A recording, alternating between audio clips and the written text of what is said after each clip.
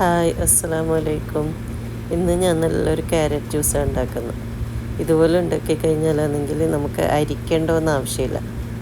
നമുക്ക് വേഗം അടിച്ച പാടന്നെ ഒന്ന് തണുപ്പിച്ചിട്ട് കുടിക്കാം. ഈസിയാണ്. പിന്നെ ആ ക്യാരറ്റിൻ്റെ ഒരു ടേസ്റ്റും ആ സ്മെല്ലും ഉണ്ടാവില്ല. ക്യാരറ്റ് ജ്യൂസ് ഇഷ്ടപ്പെടാത്ത കുട്ടികൾക്കെല്ലാം ഇങ്ങനെ അടിച്ചു കൊടുക്കാൻ പറ്റുന്നതാണ്.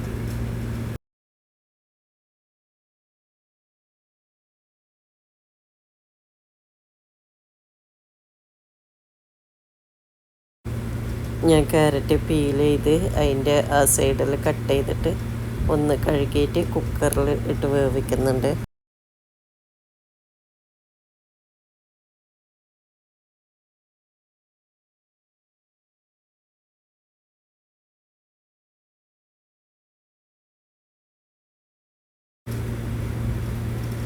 നമുക്കിത് ഒരു 2-3 വിസിലടിച്ചതിന് ശേഷം അത് ഒന്ന് വെന്തതിന് ശേഷം നമുക്കൊന്ന് തണുക്കാൻ വെക്കാം.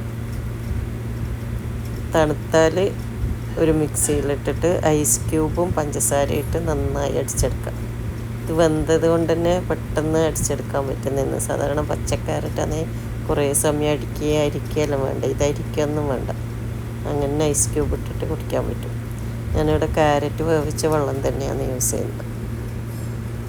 അപ്പം നിങ്ങൾക്കെല്ലാവർക്കും എൻ്റെ വീഡിയോ ഇഷ്ടപ്പെട്ടു എന്ന് വിചാരിക്കുന്നു.